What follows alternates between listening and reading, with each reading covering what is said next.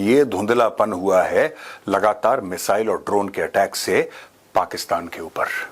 और काफी सारी डेवलपमेंट्स भी हुई हैं दोस्तों, जो आज मैं आपको बताने की कोशिश करूंगा, समझाने की कोशिश करूंगा। कौन कौन से प्लेटफॉर्म्स हमने इस्तेमाल करे, कौन कौन से हथियार इस्तेमाल करे। काफी लोगों की डिमांड थी कि साहब हमें थोड़ा समझाइए ये क्या है, ये पूरा सिस्टम है क्या है, चलता कैसे है ये।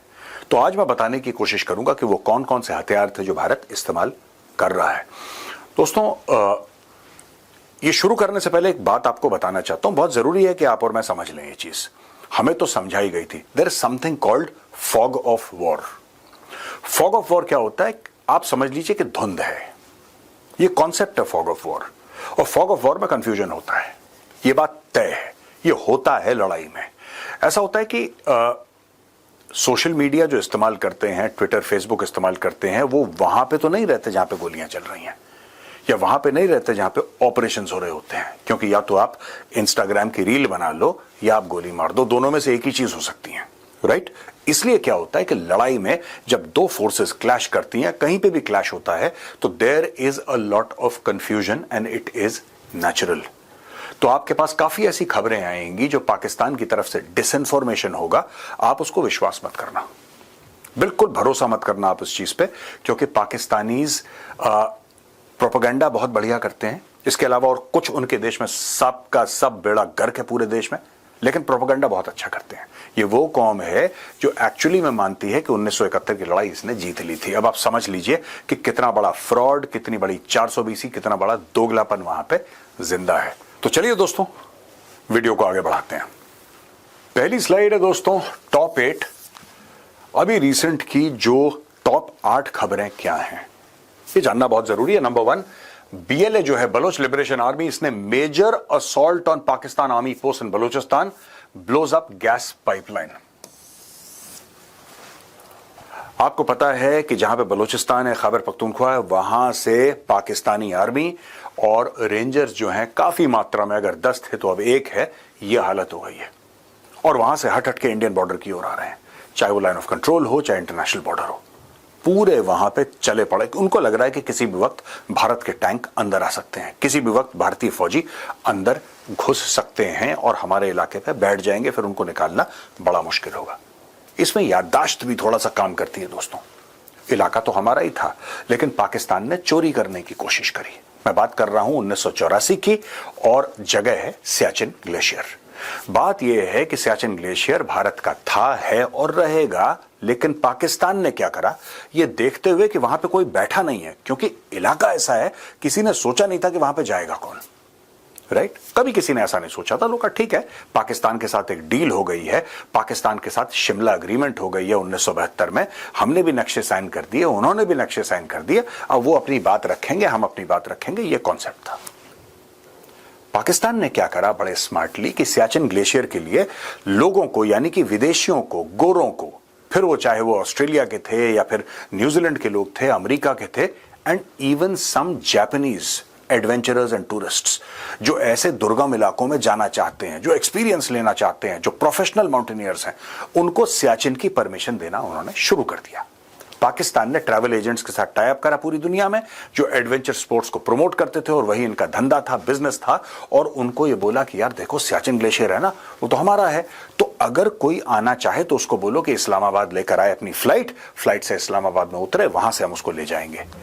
आइडिया ये था पाकिस्तान का कि जब हजारों लोग चले जाएंगे सियाचिन ग्लेशियर हमारी परमिशन से, हमारी तरफ से, देखिए एक तो इंडिया का एक्सेस है, एक पाकिस्तान का एक्सेस है, तो स्कर्दू साइड से, जो कि Pakistan occupied Kashmir, Gilgit Baltistan, that entire area ना, वो समझ रहे हैं आप जो मैं बता रहा हूं, वो इलाका जहां पे आज की तारीख में भी पाकिस्तान की फौज नॉट ऑन ग्लेशियर, ग्लेशियर के नीचे, राइट, ग्लेशियर के बिल्कुल नीचे वहां पे बैठी है पाकिस्तान की फौज। तो वहां से बोला कि हम परमिशन देंगे और ये लोग ऊपर चले जाएंगे, और गए भी, और खूब धड़ल्ले से उन्होंने टूरिस्ट भेजे। भारत को पता लग गया, और भारत को यह भी पता लग गया कि पाकिस्तान अपनी फौजें ऊपर भेजना चाह रहा था। उसके पहले हमने लॉन्च कर दिया ऑपरेशन मेघदूत, और हम लोग अप्रैल के महीने में 1984 में जाके वहां पे बैठ गए। ये मैंने आपको इतिहास क्यों सुनाया?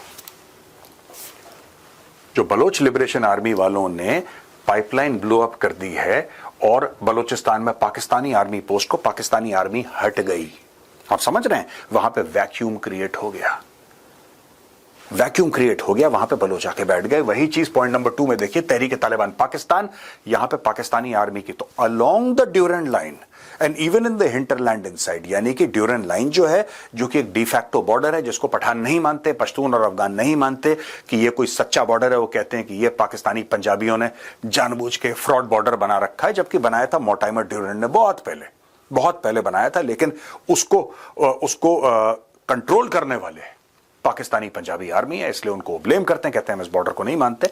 वहां से फौजें हट के चली गई हैं लाइन ऑफ कंट्रोल पे, इंटरनेशनल बॉर्डर पे, और हिंटरलैंड में भी, यानी कि पीछे वाले इलाके में भी बहुत जगह और स्पेस छोड़ दिया। तो उसको ऑक्यूपाई कर रहे हैं बलोच, उसको ऑक्यूपाई कर रहे हैं तहरीक तालिबान पाकिस्तान वाले। ठीक है जी। अब आईपीएल हो गया सस्पेंड, और बीसीसीआई ने बड़ी अच्छी बात बोली। मैं तो बीसीसीआई का बड़ा तगड़ा क्रिटिक रहा हूं इन द पास्ट, और ना मुझे अब कोई क्रिकेट में इंटरेस्ट रह गया, लेकिन बीसीसीआई ने बोला है कि यार ये अच्छा नहीं लगता कि क्रिकेट चल रही है और भारत में जंग हो रही है, देश हमारा जंग की हालत में, और हम क्रिकेट खेलेंगे? नो, अब छोड़ो आईपीएल को। Good, I like it. IPL हो सकता था, क्या आईपीएल को खतरा था? नहीं। अगर पाकिस्तान के अटैक का कहीं कहीं खतरा भी है तो कुछ इलाकों में, भारत तो बहुत बड़ा है, पाकिस्तान है इतना बिलांद भर का, भारत तो बहुत बड़ा है, आप कहीं पे भी करवाइए, आप असम में करवाइए, कौन रोक रहा है?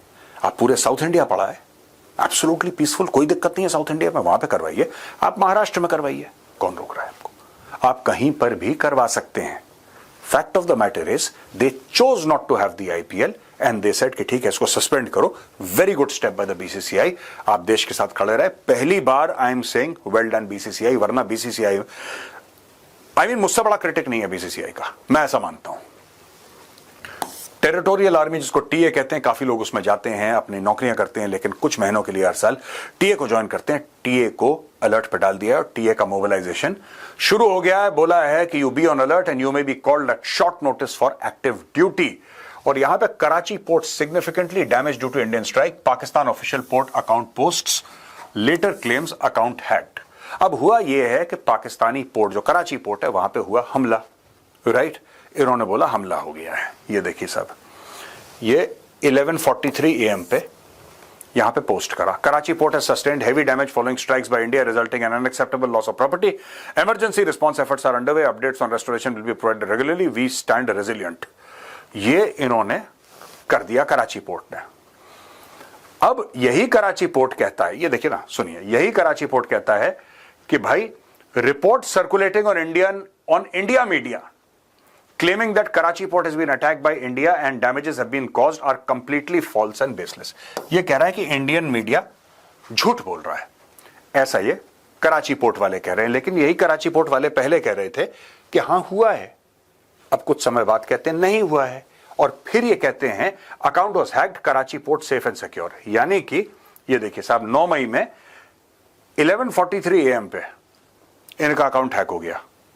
11:43, अगर 11:43 पे अकाउंट हैक हो गया तो ये वाला ट्वीट किसने करा फिर कि इंडियन मीडिया झूठ बोल रहा है? और उसके बाद ये ट्वीट आया है 12:40 PM। ये भी 9 मई की बात है, ये भी 9 मई की बात है। यानी कि आपका अकाउंट हैक भी हो गया, हैक हुए अकाउंट से आप ट्वीट भी कर रहे हो, और ट्वीट करने के बाद आप ये भी बता रहे हो कि अकाउंट हैक हो गया है, और आपने सारा काम 1 घंटे में कर दिया। अब मैं आपके ऊपर छोड़ता हूं कि यह खबर झूठ है कि सच है, आई डोंट नो, मुझे नहीं पता, मैं आपके ऊपर छोड़ता हूं, ठीक है? एक और बात है जो गवर्नमेंट ने रिक्वेस्ट करा है कि जितने भी मीडिया चैनल्स हैं, इनको बताया गया कि आप लाइव कवरेज ना करें और real time reporting of defence operations ना करें। Don't do live coverage and real time reporting of defence operations. क्या होता है कि चाहे वो मीडिया हो चाहे सोशल मीडिया हो, इसमें दोनों के दोनों एक ही जैसे हो जाते हैं। कभी कभी ना, मुझे व्यूज चाहिए, मुझे व्यूज चाहिए, अब मुझे व्यूज चाहिए तो मैं कुछ ऐसा करूं कि मुझे व्यूज चाहिए। तो मुझे लगता है कि ये थोड़ा सा, मैं ये नहीं कहूंगा बिल्कुल गलत है या इलीगल है, मैं ये कहूंगा कि थोड़ा सा इररिस्पॉन्सिबल जरूर है। जब देश युद्ध के हालात में है तो हमें थोड़ा सा अपने आप को रिस्ट्रेन करना चाहिए। मैं पूरी कोशिश करूंगा कि मैं खुद को थोड़ा सा रिस्ट्रेन करके चलूं। अगर मुझसे गलती हो गई है, मैं खुद को भी रिस्ट्रेन करूंगा। आपसे भी रिक्वेस्ट करूंगा कि अगर आप देखिए, फौजी मूवमेंट तो मैं कभी कवर करता नहीं हूं, और मुझे कई बार पता भी होता है, क्योंकि मेरे दोस्त हैं, मेरे कोस्टमेट्स हैं, मुझे पता है। ये नहीं कि कॉन्वॉय कहां से जा रही है, ये सब नहीं पता, बट हाँ लोग कहीं जा रहे हैं तो मोटा मोटी पता लग जाता है because of your network, but nobody from the army will ever reveal. और 99% ऑफ द टाइम्स तो हमें पता ही नहीं रहता कि क्या हो रहा है। कभी वंस इन अ व्हाइल पता लग गया, उसको भी हम बातचीत नहीं करते कभी। Never talk about it because it is against the interest of the nation security. Never ever talk about it, कभी भी नहीं। आपको पता है, भूल जाओ। फोन जेब में रखो। फौजी जा रहा है, 100 गाड़ियां जा रही हैं आर्मी की बॉर्डर की ओर, आपने देखा, डोंट स्टार्ट फिल्मिंग। आपका जो सीधा हाथ है ना या उल्टा हाथ है, इधर फोन नहीं होना चाहिए। फोन डालो जेब में, फौजी जा रहा है उसको वेव करो, सल्यूट करो, बोलो ऑल द बेस्ट, भारत माता की जय, दैट्स इट, अपने घर जाओ। अगर आप देश के लिए कुछ करना चाहते हो तो ये करो। ये फोन निकाल के बार बार रील बनाना, this is against the interest of the country. BSF ने 7 पाकिस्तानी टेररिस्ट मार दिए। ये धंधार पोस्ट है सामा सेक्टर में, वहां से घुसने की कोशिश कर रहे थे, सीमा सुरक्षा बल तैनात थी, ठोकी गोली, 7 लेटा दिए भाई, ठीक है। और ये पाकिस्तान और कोशिश करेगा। यहां पे आफ्टर इंडिया स्ट्राइक्स पाक, New York times drop militants for terrorist in the headline. तो जब शुरू में हुआ था, जब ये पूरा पहलगाम का ये बड़ा दर्दनाक टेरर अटैक हुआ था पहलगाम में, तो पूरा न्यूयॉर्क टाइम्स, जो कि दुनिया का आई थिंक सबसे बड़ा अखबार है in terms of reputation etcetera, पैसा वैसा बहुत, इसका बड़ा वजन है न्यूयॉर्क टाइम्स। तो कह रहा था मिलिटेंट ने। अब वो मिलिटेंट नहीं कह रहे, अब पाकिस्तानी जो टेररिस्ट हैं उनको टेररिस्ट ही बोल रहे हैं, और they have drops militants for terrorist in headline. जो इनकी हेडलाइन स्क्रीम करती हैं, ये हो गया, दे आर सेइंग टेररिस्ट्स।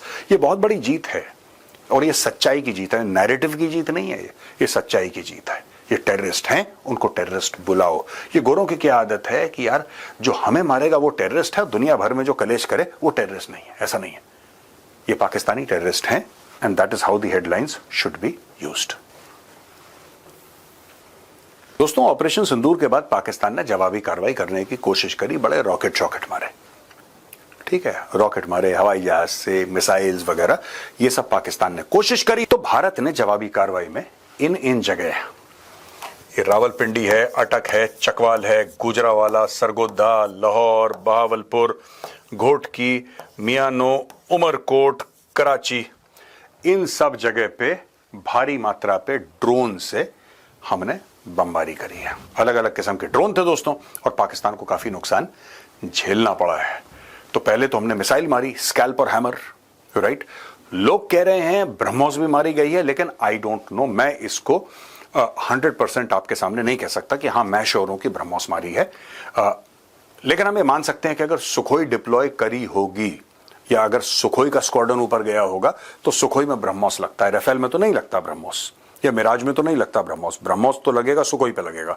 तो अगर सुखोई 30 ऊपर गया है, जो कि गया है, और अगर उसने फायर करा है, तो उसके पास ऑप्शंस हैं। सिर्फ ऐसा नहीं कि सिर्फ एक ही ब्रह्मोस है, उसके पास ऑप्शंस हैं। लेकिन सुखोई के अंदर ब्रह्मोस भी होता है, लेकिन इसकी पुष्टि मैं नहीं कर सकता, क्योंकि इसका मुझे 100% नहीं पता है।